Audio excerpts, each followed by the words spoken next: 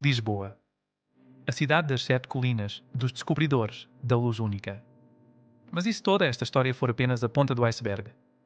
O que se esconderá sob as águas escuras do Tejo? Bem-vindos e bem-vindas. Hoje, vamos investigar um dos mistérios mais persistentes de Portugal, a lenda de uma cidade subaquática, uma Atlântida lusitana, perdida ao largo da nossa costa. Serão apenas histórias de pescadores e ilusões de ótica, ou existirá um fundo de verdade nestes contos? Vamos separar o facto da ficção. As origens desta lenda são tão antigas como o próprio mar. Ouvimos falar de marinheiros que, em noites de temporal, juravam ver luzes ou ouvir sinos a tocar vindos do fundo.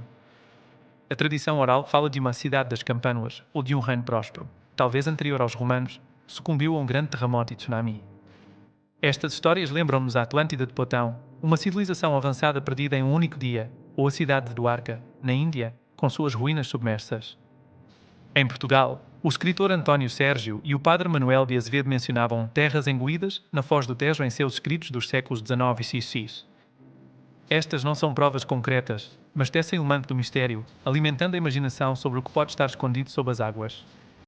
Para uma lenda ganhar credibilidade, precisa de um cenário plausível.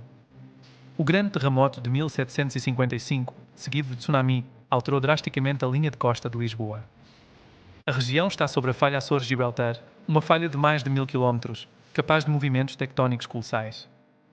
Mapas batimétricos do estuário do Tejo revelam cânions e vales submersos, com profundidades de até 200 metros, mostrando o potencial de subsidência tectónica ao longo dos milénios. Num evento como o de 1755, estruturas costeiras poderiam ter sido submersas. A geologia prova que a submersão de terras é, de facto, possível.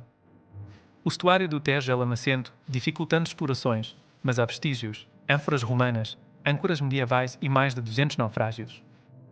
Mergulhadores amadores relataram ter visto muros, mas nada foi cientificamente documentado. A tecnologia moderna pode revelar mais. Ferramentas como um sonar de varredura lateral, ROVS e LIDAR para mapeamento do fundo marinho podem ser cruciais.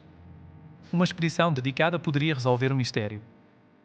A cidade subaquática é ficção sem provas materiais, mas factos geológicos e o terremoto de 1755 tornam a sua possibilidade intrigante.